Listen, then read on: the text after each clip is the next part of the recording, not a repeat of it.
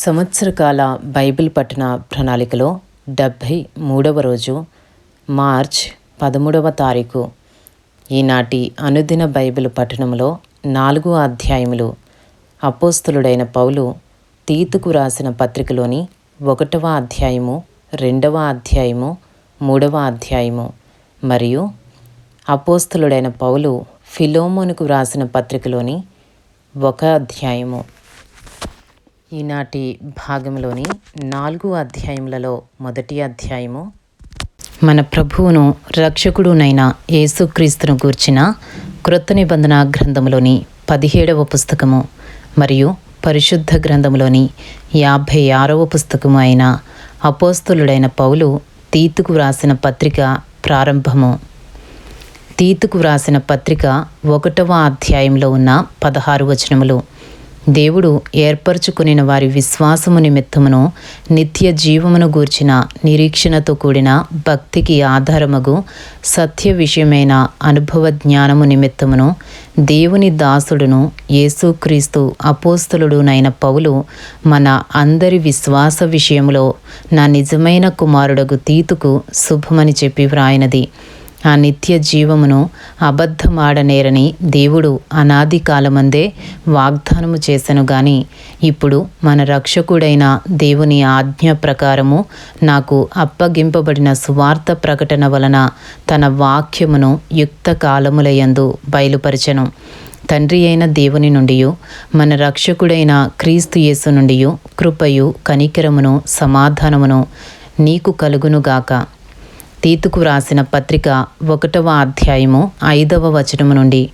నేను నీకు ఆజ్ఞాపించిన ప్రకారము నీవు లోపముగా ఉన్న వాటిని దిద్ది ప్రతి పట్టణములోనూ పెద్దలను నియమించు నిమిత్తమే నేను క్రేతులో నిన్ను విడిచి వచ్చితిని.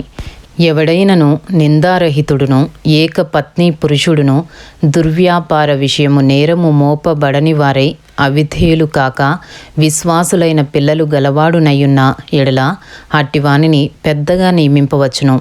ఎందుకనగా అధ్యక్షుడు దేవుని గృహ నిర్వాహకుని వలె నిందారహితుడై ఉండవలెను. అతడు స్వేచ్ఛాపరుడును ముక్కోపియు మద్యపానియు కొట్టువాడును దుర్లాభము ఆపేక్షించువాడును కాక అతిథి ప్రియుడును సజ్జన ప్రియుడును స్వస్థ బుద్ధి గలవాడును నీతిమంతుడును పవిత్రుడును ఆశా నిగ్రహము గలవాడునయుండి తాను హితబోధ విషయమై జనులను హెచ్చరించుటకును ఎదురాడు వారి మాట ఖండించుటకును శక్తి గలవాడగునట్లు ఉపదేశమును అనుసరించి నమ్మదగిన బోధను గట్టిగా చేపట్టుకునివాడునై ఉండవలెను. తీతుకు వ్రాసిన పత్రిక 1వ అధ్యాయము 10వ వచనము నుండి. అనేకులు విశేషముగా సున్నతి సంబంధులను అవిధేయులను వదరుబోతులను మోసపుచ్చువారునై ఉన్నారు. వారి నోళ్ళు మూయింపవలెను.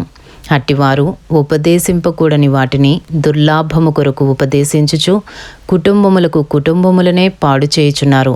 వారిలో ఒకడు అనగా వారి సొంత ప్రవక్తలలో ఒకడు ఇట్లనెను, క్రేతీయులు ఎల్లప్పుడూ అబద్ధికులను దుష్ట మృగములను సోమరులకు తిండిపోతులునై ఉన్నారు. ఈ సాక్ష్యము నిజమే.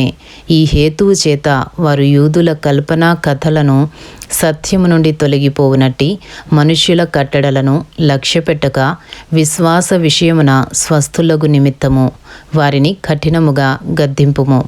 పవిత్రులకు అన్నియూ పవిత్రములే గాని అపవిత్రులకును అవిశ్వాసులకును ఏదియూ పవిత్రమైనది కాదు.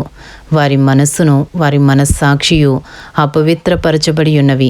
దేవుని ఎరుగుదమని వారు చెప్పుకుందురు గాని అసహ్యులను అవిధేయులను ప్రతి సత్కార్యము విషయము భ్రష్టులునై ఉండి తమ క్రియల వలన ఆయనను ఎరుగమన్నట్టున్నారు. ఇంతటితో తీతుకు వ్రాసిన పత్రిక 1వ అధ్యాయంలో ఉన్న 16 వచనములు పూర్తి చేయబడినవి. ఈనాటి భాగంలోని 4 అధ్యాయములలో 2వ అధ్యాయము. అపోస్తలుడైన పౌలు తీతుకు వ్రాసిన పత్రికలోని 2వ అధ్యాయంలో ఉన్న 15 వచనములు. నీవు హితబోధక అనుకూలమైన సంగతులను బోధించుము. ఎలాగనగా వృద్ధులు మితానుభవము గలవారును, మాన్యులను, స్వస్థ బుద్ధి గలవారును, విశ్వాస, ప్రేమ, సహనములయందు లోపము లేనివారునై ఉండవలెననియు, అలాగుననే వృద్ధ స్త్రీలు కొండె కత్తెలను మిగుల మద్యపాన శక్తులనై ఉండక ప్రవర్తనయందు భయభక్తులు గలవారై ఉండవలెననియు, దేవుని వాక్యము దూషింపబడకుండునట్లు యవ్వన స్త్రీలు తమ భర్తలకు లోబడి ఉండి తమ భర్తలను, శిశువులను ప్రేమించువారును, స్వస్థ బుద్ధి గలవారును, పవిత్రులను, ఇంట ఉండి పనిచేసుకుని వారును, మంచివారునై ఉండవలెనని బుద్ధి చెప్పుచు మంచి ఉపదేశము చేయువారునై ఉండవలెననియు బోధించుము. అటువలనే స్వస్థ బుద్ధి గలవారై ఉండవలెనని యవన పురుషులను హెచ్చరించుము. పరపక్షమందుండువాడు మనలను గూర్చి చెడు మాట ఏదియూ చెప్పనేరక సిగ్గుపడునట్లు అన్నిటి యందు నిన్ను నీవే సత్కార్యముల విషయమై మాదిరిగా కనుపరుచుకొనుము. నీ ఉపదేశము మోసము లేనిదిగాను, మాన్యమైనదిగాను, నిరాక్షేపమైన హితవాక్యముతో కూడినదిగాను ఉండవలెను. దాసులైన వారు అన్ని విషయములయందు మన రక్షకుడగు దేవుని ఉపదేశమును అలంకరించున్నట్లు తమ యజమానులకు ఎదురు మాట చెప్పక, ఏమీయూ అపహరింపక, సంపూర్ణమైన మంచి నమ్మకమును కనుపరచుచు అన్ని కార్యములయందు వారిని సంతోషపెట్టుచు వారికి లోబడి ఉండవలెనని వారిని హెచ్చరించుము. ఏలయనగా సమస్త మనుషులకు రక్షణకరమైన దేవుని కృప ప్రత్యక్షమై మనము భక్తిహీనతను, ఇహలోక సంబంధమైన దురాశలను విసర్జించి శుభప్రదమైన నిరీక్షణ నిమిత్తము అనగా మహాదేవుడును మన రక్షకుడునైన యేసుక్రీస్తు మహిమ యొక్క ప్రత్యక్షత కొరకు ఎదురుచూచుచు ఈ లోకములో స్వస్థ బుద్ధితోనూ, నీతితోనూ, భక్తితోనూ బ్రతుకుచుండవలెనని మనకు బోధించుచున్నది. ఆయన సమస్తమైన దుర్నీతి నుండి మనలను విమోచించి సత్క్రియలయందు ఆసక్తి గల ప్రజలను తన కోసరము పవిత్రపరచుకొని తన సొత్తుగా చేసుకొనుటకు తన్ను తానే మన కొరకు అర్పించుకొనెను. వీటిని గూర్చి బోధించుచు, హెచ్చరించుచు సంపూర్ణాధికారముతో దుర్బోధను ఖండించుచూ నుండుము. నిన్నెవరిని తృణీకరింపనీయకుము. ఇంతటితో అపోస్తలుడైన పౌలు తీతుకు వ్రాసిన పత్రికలోని 2వ అధ్యాయంలో ఉన్న 15 వచనములు పూర్తి చేయబడినవి. ఈనాటి భాగంలోని 4 అధ్యాయములలో 3వ అధ్యాయము. అపోస్తలుడైన పౌలు తీతుకు వ్రాసిన పత్రిక 3వ అధ్యాయంలో ఉన్న 15 వచనములు పూర్తి చేయబడినవి. అధిపతులకును అధికారులకును లోబడి విధేయులుగా ఉండవలెననియు, ప్రతి సత్కార్యము చేయుటకు సిద్ధపడి ఉండవలెననియు, మనుష్యులందరి ఎడల సంపూర్ణమైన సాత్వికమును కనుపరుచుచు ఎవరినీ దూషింపక జగడ మాడని వారును శాంతులునై ఉండవలెననియు వారికి జ్ఞాపకము చేయుము. ఎందుకనగా మనము కూడా మునుపు అవివేకులమును, అవిధేయులమును, మోసపోయిన వారమును, నానా విధములైన దురాశలకును భోగములకును దాసులమునయుండి దుష్టత్వమునందును అసూయయందును కాలము గడుపుచు అసహ్యులమై ఒకనినొకడు ద్వేషించుచూ ఉంటిమి గాని, మన రక్షకుడైన దేవుని యొక్క దయయు మానవుల ఎడల ఆయనకున్న ప్రేమయు ప్రత్యక్షమైనప్పుడు మనము నీతిని అనుసరించి చేసిన క్రియల మూలముగా కాక తన కనికరము చొప్పుననే పునర్జన్మ సంబంధమైన స్నానము ద్వారాను పరిశుద్ధాత్మ మనకు నూతన స్వభావము కలుగుచేయుట ద్వారాను మనలను రక్షించెను. మనం ఆయన కృప వలన నీతిమంతులమని తీర్చబడి నిత్య జీవమును గూర్చిన నిరీక్షణను బట్టి దానికి వారసుల మగుటకై ఆ పరిశుద్ధాత్మను మన రక్షకుడైన యేసుక్రీస్తు ద్వారా ఆయన మన మీద సమృద్ధిగా కుమ్మరించెను. ఈ మాట నమ్మదగినది గనుక దేవుని యందు విశ్వాసముంచిన వారు సత్క్రియలను శ్రద్ధగా చేయుటయందు మనస్సుంచునట్లు నీవి సంగతులను గూర్చి దృఢముగా చెప్పుచుండవలనని కోరుచున్నాను. ఇవి మంచివియు మనుష్యులకు ప్రయోజనకరమైనవియునై ఉన్నవి గాని అవివేక తర్కములను, వంశావళులను, కలహములను, ధర్మశాస్త్రమును గూర్చిన వివాదములను, నిష్ప్రయోజనమును, వ్యర్థమునై ఉన్నవి గనుక వాటికి దూరముగా ఉండుము. మత భేదములు కలిగించు మనుష్యునికి 1-2 మారులు బుద్ధి చెప్పిన తరువాత వానిని విసర్జించుము. అట్టివాడు మార్గము తప్పి తనకు తానే శిక్ష విధించుకొనిన వాడై పాపము చేయుచున్నాడని నీవెరుగుదువు. తీతుకు వ్రాసిన పత్రిక 3వ అధ్యాయము 12వ వచనము నుండి. నికోపోలిలో శీతాకాలము గడుపవలెనని నేను నిర్ణయించుకున్నాను గనుక నేను అర్తిమానైనను తుకికునైనను నీ యొద్దకు పంపినప్పుడు అక్కడికి నా యొద్దకు వచ్చుటకై ప్రయత్నము చేయుము. ధర్మశాస్త్ర వేది అయిన జేనాను అపోల్లోనును శీఘ్రముగా సాగనంపుము. వారికేమీయూ తక్కువ లేకుండా చూడుము. మనవారును నిష్ఫలులు కాకుండు నిమిత్తము అవసరమును బట్టి సమయోచితముగా సత్క్రియలను శ్రద్ధగా చేయుటకు నేర్చుకునవలెను. నా యొద్ద ఉన్న వారందరూ నీకు వందనములు చెప్పుచున్నారు. విశ్వాసమును బట్టి మమ్మను ప్రేమించు వారికి మా వందనములు చెప్పుము. కృప మీ అందరికీ తోడై ఉండునుగాక. ఇంతటితో తీతుకు రాసిన పత్రిక 3వ అధ్యాయంలో ఉన్న 15 వచనములు పూర్తి చేయబడినవి. అలాగే అపోస్తలుడైన పౌలు తీతుకు రాసిన పత్రికలో ఉన్న 3 అధ్యాయములు పూర్తి చేయబడినవి.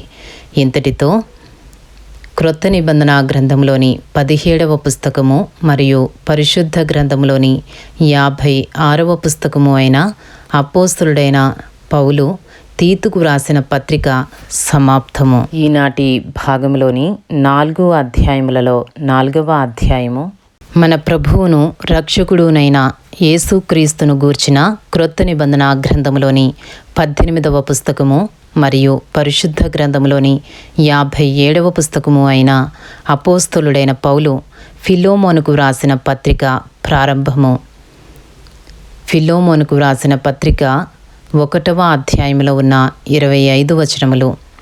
క్రీస్తు యేసు ఖైదీ అయిన పౌలును, సహోదరుడైన తిమోతియును, మా ప్రియుడును జత పనివాడునైన ఫిలోమోనుకును, మన సహోదరి అయిన అఫియకును, తోడి యోధుడైన అర్ఖ్యుప్పునకును, నీ ఇంట ఉన్న సంఘమునకును శుభమని చెప్పి వ్రాయనది. మన తండ్రి అయిన దేవుని నుండియు ప్రభువైన యేసుక్రీస్తు నుండియు కృపయు సమాధానమును మీకు కలుగునుగాక.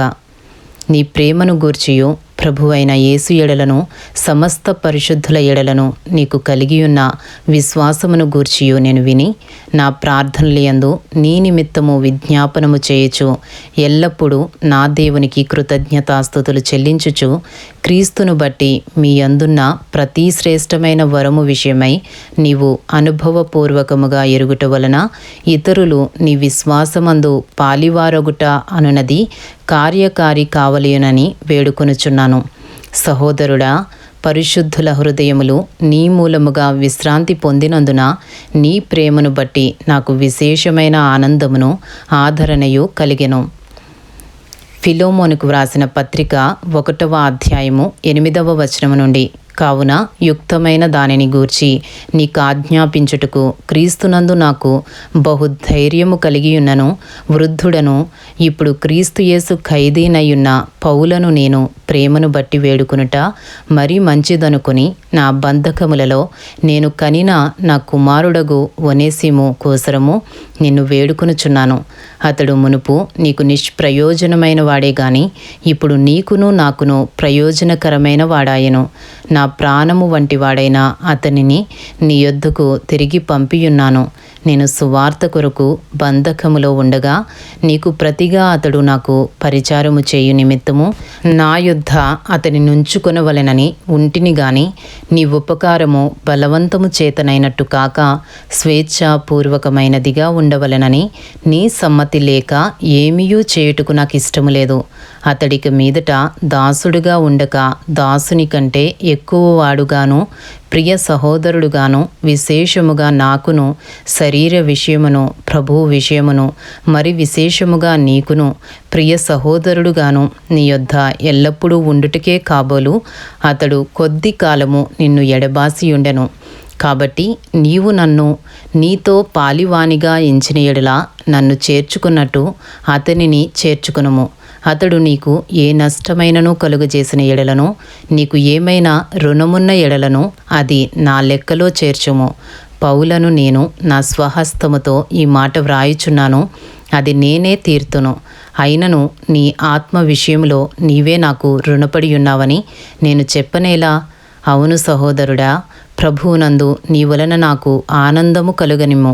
క్రీస్తునందు నా హృదయమునకు విశ్రాంతి కలుగజేయుము. నేను చెప్పిన దానికంటే నీవు ఎక్కువగా చేతువని ఎరిగి నా మాట విందువని నమ్మి నీకు వ్రాయుచున్నాను. అంతేకాదు నీ ప్రార్థనల మూలముగా నేను నీకు అనుగ్రహింపబడుదునని నిరీక్షించుచున్నాను. గనుక నా నిమిత్తము బస సిద్ధము చేయుము. క్రీస్తు యేసునందు నా తోడి ఖైదీ అయిన ఎపఫ్రా, నా జత పని వారైన మార్కు, అరిస్తార్కు, దేమా, లూకా వందనములు చెప్పుచున్నారు. మన ప్రభువైన యేసుక్రీస్తు కృప మీ ఆత్మకు తోడై ఉండునుగాక. ఆమెన్.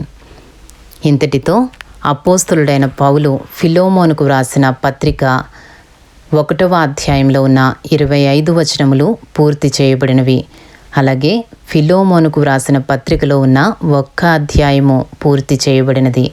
ఇంతటితో క్రొత్త నిబంధన గ్రంథములోని 18వ పుస్తకము మరియు పరిశుద్ధ గ్రంథములోని 57వ పుస్తకము అయిన అపోస్తలుడైన పౌలు ఫిలోమోనుకు వ్రాసిన పత్రిక సమాప్తము.